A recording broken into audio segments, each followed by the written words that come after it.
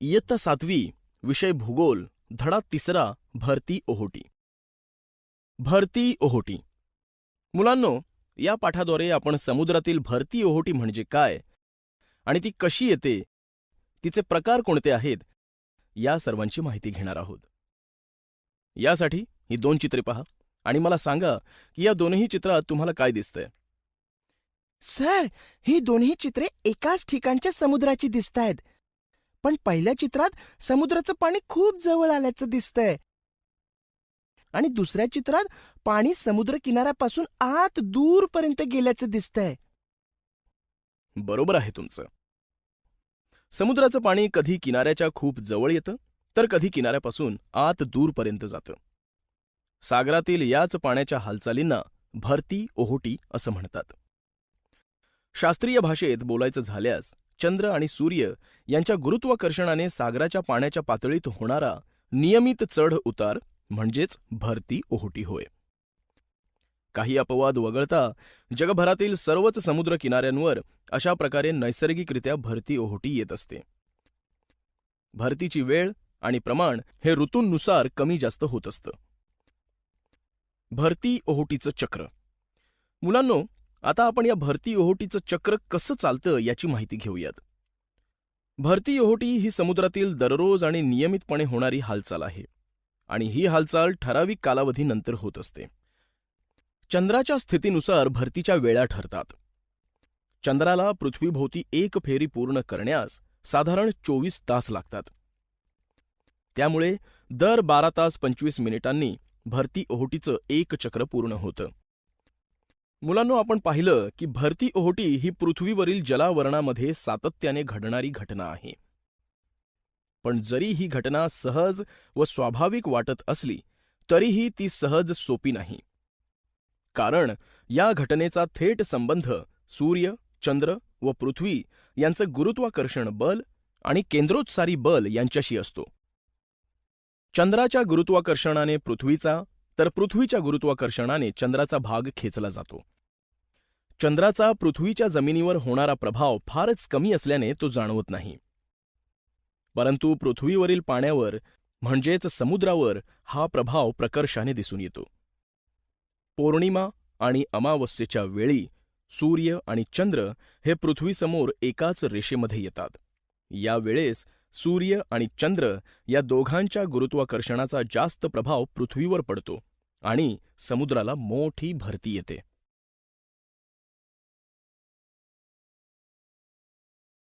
केंद्रोत्सारी बलाची उदाहरणे. मुलांनो, केंद्रोत्सारी आणि गुरुत्वाकर्षण बलाची उदाहरणे समजून घेण्यासाठी आपण काही प्रयोग करूया. कृती. या आकृतीत दाखवल्याप्रमाणे आपण जर आपल्या वहीवर खडू ठेवून वही जोराने डावीकडून उजवीकडे हलवली तर काय दिसते पहा. हा खडू वहीच्या पृष्ठभागावर गोल गोल फिरतोय. आता तो फिरता फिरता खाली पडलाय आणि हा खडू फिरत असताना तो ज्या दिशेने फिरतोय त्याच दिशेने म्हणजे डावीकडून उजवीकडे पडलाय. आता आपण एका कडीच्या डब्यात पाणी घेऊया आणि कडी हातात धरून हा डबा गरगर फिरवूया. पहा, या कडीच्या डब्यातील पाण्यात गोल गोल लहरी तयार होऊन डब्याच्या वरच्या बाजूला येताना दिसतायत. आपण घरी मिक्सरच्या भांड्यामध्ये फळांचा रस तयार करताना त्यात थोडं पाणी मिसळतो. त्यावेळी ते मिश्रणही ज्या दिशेने मिक्सरच्या भांड्यातील पातं फिरतं त्याच दिशेने गोल गोल फिरत वरच्या बाजूस येऊ लागतं. घरातील छतावरचा पंखा फिरतो तेव्हा केंद्रोत्सारी बल निर्माण होतं आणि हवा बाहेरच्या बाजूला फेकली जाऊन वारा तयार होतो. गोफण फिरवताना झालेल्या केंद्रोत्सारी बलामुळे दगड बाहेरच्या बाजूला फेकला जातो. आता अर्धा पेला पाणी घ्या आणि हा पेला हातात घेऊन एकाच दिशेने गोल गोल फिरवत राहा. पहा, या पेल्यातील पाणीही एकाच दिशेने गोल गोल फिरताना दिसतंय. तसंच ते कडेपर्यंत गोल गोल फिरत वर येतंय. आता ही की चेन पहा. या की चेनला छोटीशी बाहुली लावलीय.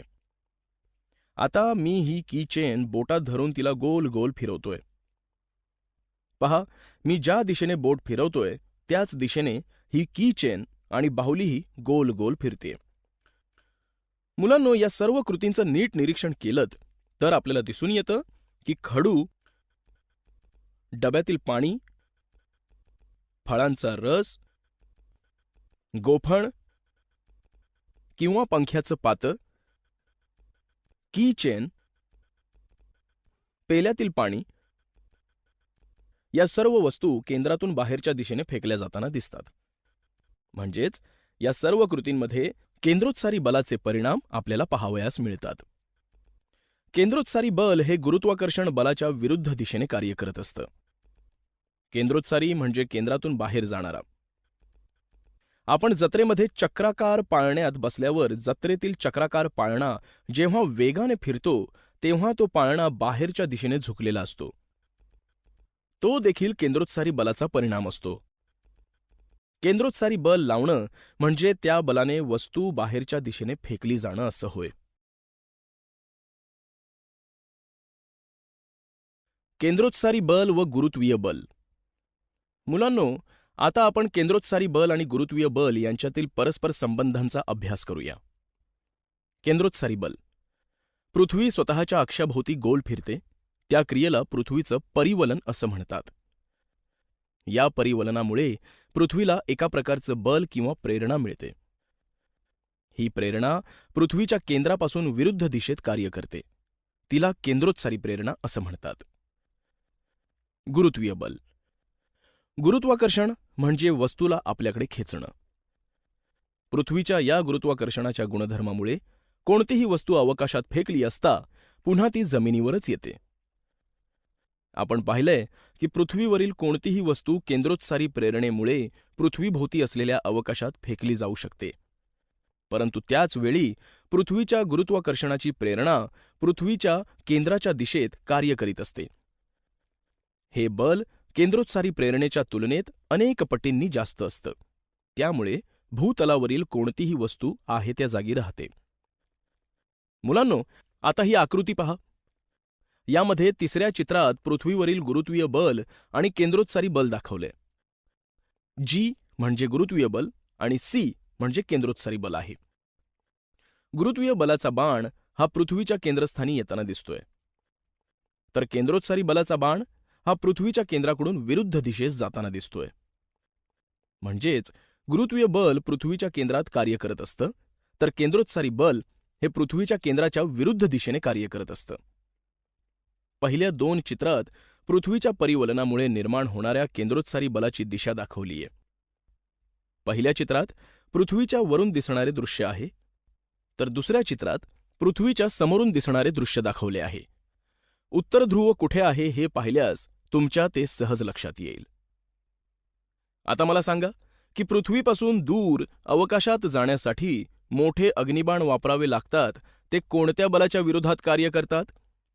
सर, आपण अवकाशात अग्निबाण पृथ्वीपासून वरच्या दिशेला पाठवतो, म्हणजेच ते अग्निबाण गुरुत्वाकर्षण बलाच्या विरोधात कार्य करतात. अगदी बरोबर. भरती ओहोटीची कारणे. मुलांनो, आपण भरती ओहोटी म्हणजे काय हे पाहिलंय, पण ही भरती ओहोटी येण्याची नेमकी कारणे कोणती आहेत ते आता आपण समजून घेऊयात. सागर जलाची हालचाल होऊन विविध ठिकाणी सागराला भरती ओहोटी येते. त्यासाठी कारणीभूत असणारे घटक म्हणजेच 1. चंद्र, सूर्य आणि पृथ्वी यांचं गुरुत्वाकर्षण बल. सूर्यापेक्षा चंद्र हा पृथ्वीच्या अधिक जवळ आहे. त्यामुळेच पृथ्वीवरील चंद्राचं गुरुत्वाकर्षण बल सूर्याच्या गुरुत्वाकर्षण बलापेक्षा जास्त परिणामकारक रीतीने कार्य करतं. त्यामुळे चंद्रासमोरील भागाला भरती येते व त्याच्या काटकोनातील भागांना ओहोटी येते. 2. पृथ्वीचे सूर्याभोवती फिरणे व चंद्राचे अप्रत्यक्षपणे सूर्याभोवती फिरणे. पृथ्वीच्या परिवलनामुळे पृथ्वीचा प्रत्येक भाग 24 तासात एकदा चंद्रासमोर येतो. त्यावेळी चंद्रासमोरील भागावर भरती येते, त्याचवेळी त्याच्या विरुद्ध बाजूलाही भरती येते. 3. परिवलनामुळे पृथ्वीवर निर्माण होणारी केंद्रोत्सारी प्रेरणा. या केंद्रोत्सारी प्रेरणेमुळे चंद्रासमोरील भागाला जेव्हा चंद्राच्या गुरुत्वाकर्षण बलामुळे भरती येते, तेव्हाच त्याच्या विरुद्ध बाजूला पृथ्वीच्या परिवलनाच्या केंद्रोत्सारी बलामुळे भरती येते. म्हणजे ही गोष्ट या आकृतीवरून स्पष्ट होते. तर मुलांनो, ही आहेत भरती ओहोटी होण्याची कारणे. भरती ओहोटीच्या स्थिती. मुलांनो, पृथ्वीवर ज्या ठिकाणी भरती किंवा ओहोटी येते त्याच्या विरुद्ध ठिकाणीही त्याच वेळी अनुक्रमे भरती किंवा ओहोटी येते. या आकृतीनुसार आपल्याला भरती ओहोटीच्या स्थिती लक्षात येतात. ज्या वेळेस 0° रेखावृत्तावर भरती येते त्यावेळेस त्याच्या विरुद्ध बाजूला असलेल्या 180° रेखावृत्तावरही भरती असते. तसेच 0° रेखावृत्त व 180° रेखावृत्त यांवर भरती असताना या रेखावृत्तांना काटकोन स्थितीत ओहोटी असते. 0° रेखावृत्त व 180° रेखावृत्त यांवर भरती असताना त्याचवेळी 90° पूर्व रेखावृत्त आणि 90° पश्चिम रेखावृत्त यांवर ओहोटी असते. भरती ओहोटीची कक्षा. मुलांनो, भरती ओहोटीच्या वेळी होणाऱ्या पाण्याच्या पातळीतल्या फरकास भरती ओहोटीची कक्षा असं म्हणतात. खुल्या समुद्रात ही कक्षा केवळ 30 सेंटीमीटर इतकी असते, परंतु किनारी भागात ही कक्षा वाढत जाते. भारतीय द्वीपकल्पाच्या किनारी भागात ही कक्षा सुमारे 100 ते 150 सेंटीमीटर असू शकते. जगभरातील सर्वाधिक कक्षा फॅन्डीच्या उपसागरात आहेत. हे फॅन्डीचे उपसागर उत्तर अमेरिकेच्या ईशान्येस आहे. ही कक्षा 1600 सेंटीमीटर पर्यंत असते. तसेच भारतातील सर्वात मोठी भरती ओहोटीची कक्षा पोरबंदर येथे आहे. ती सुमारे 1100 सेंटीमीटर आहे.